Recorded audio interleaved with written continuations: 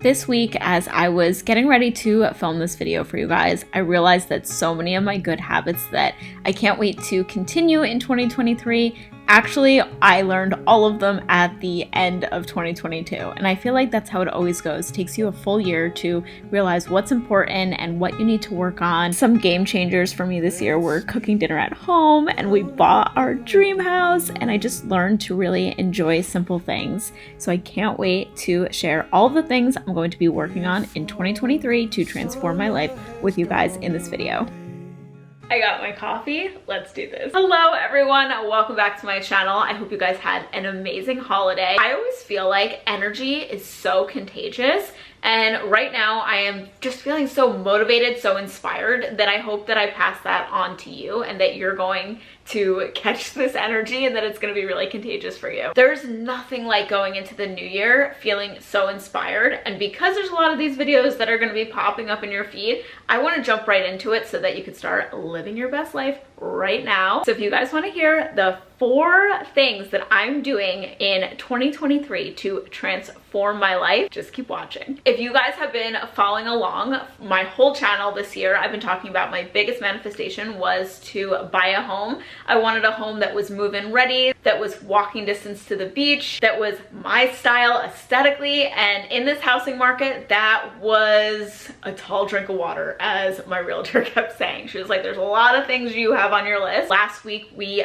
bought our dream home. Ever since that happened, so many good things have happened to me in just 1 week after I achieved my biggest goal this year. And do you know why? It's because I built this momentum. And that brings me to tip number 1, something you have to do for 2023, which is change your identity. So let's talk about why so many good things have been happening to me ever since achieving the big goal.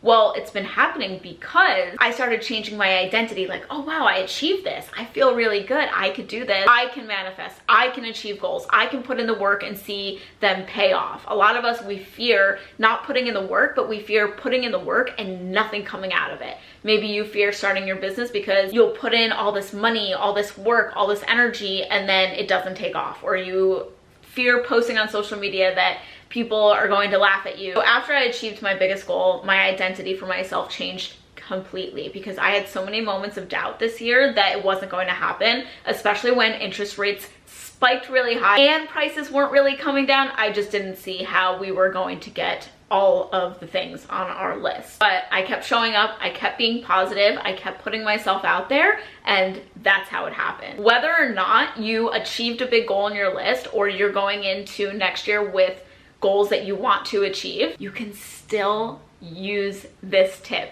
of change your identity. Stop saying things like, I'm not a morning person. Stop saying things like, I have no cute clothes.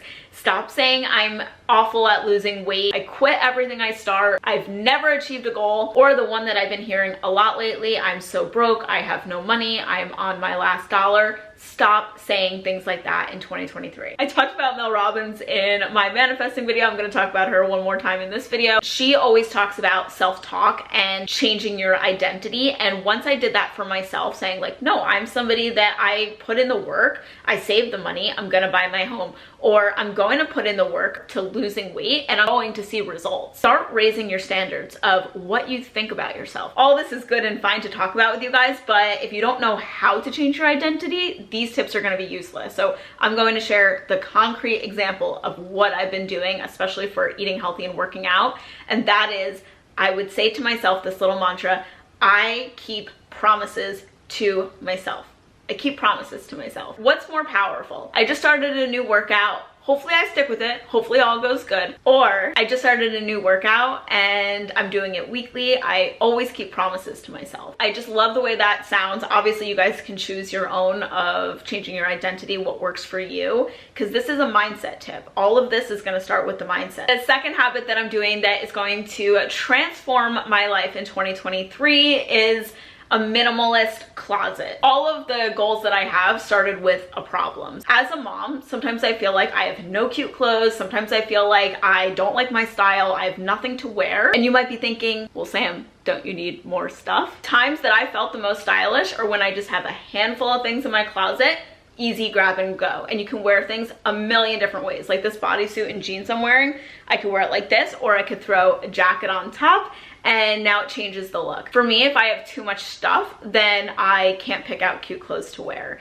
And this goes back to tip number 1 of changing my identity. I don't want to feel and look like a tired mom. I want to feel and look my best. Because when you feel and look your best, do you know that can actually help you achieve your goals faster, because it's changing your identity of yourself. Going back to tip number 1, change your identity of yourself. For me, it starts with, how does that person dress? How does that person do their makeup? How does that person keep their closet? And for me, 2023, when I'm starting off in a new closet, it's gonna be pretty bare. Okay, so moving on to tip number 3.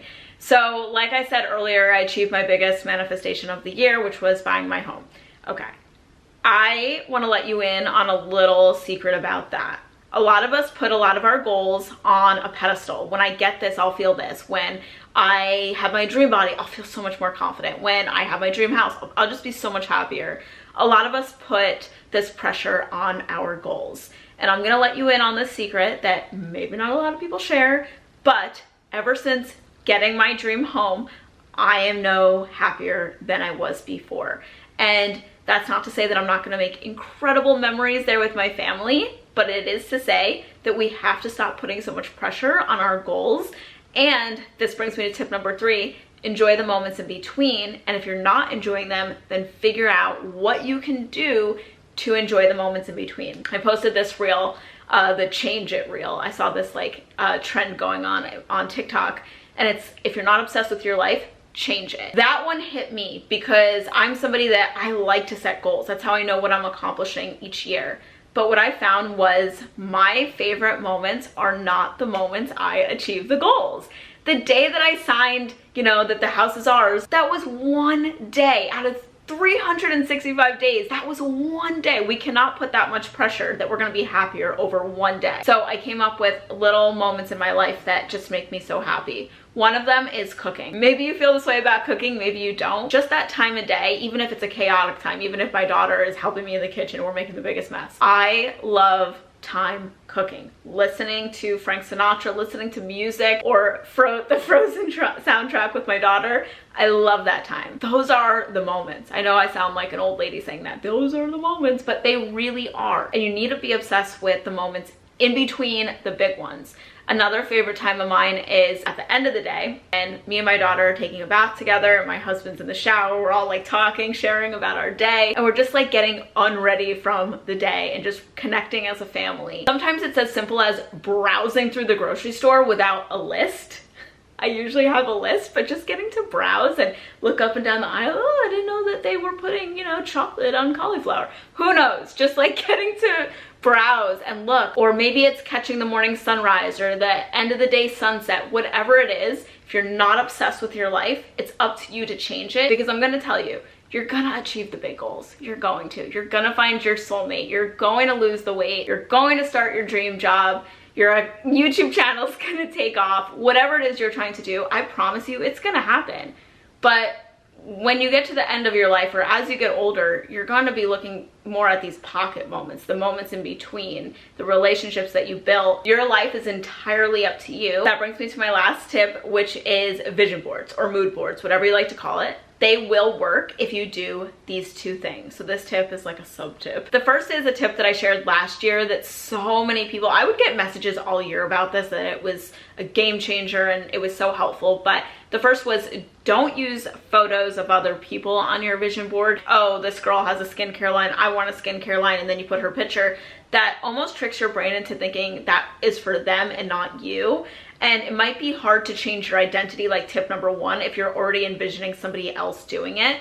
So instead, like, cut out your face, like cut a picture of you with like a skincare brand.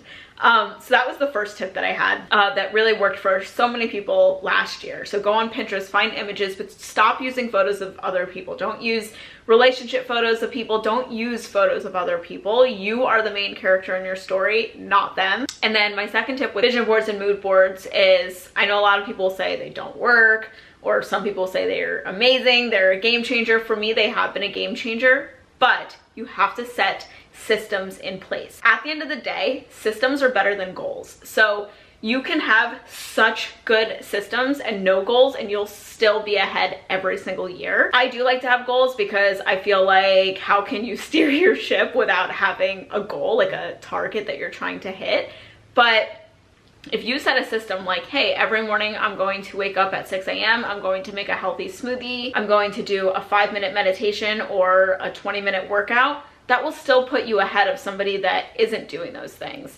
But I feel like a goal is even better because it gives you the why you're doing it, the push. Like maybe you're waking up early, eating healthy because you want to lose 10 pounds, or you want to feel your best to start your day, and you feel the best with those positive endorphins you get from working out. But you can't just put images on a board and then lay in bed and do nothing. You have to have these systems. So work backwards. If you want to have a skincare brand, or you want to start a YouTube channel, or you want to save $10,000, put the goal, so put the money there or the goal there, and then work backwards. What do you need to get there? And that's going to be your system. That's the best way I can explain what a system is. Because I know so many people, they get frustrated. Why isn't this working for me? Why do so many people achieve their goals? And they're achieving their goals because they're setting systems. Even if they don't share their systems on social media, I promise you, if you're watching somebody who's achieved major goals, they have systems. So figure out what your goal is, make your vision board, and then work backwards. That was everything. Comment down below what was your favorite tip. I'd love to hear. And any goals you want to achieve or work on in 2023,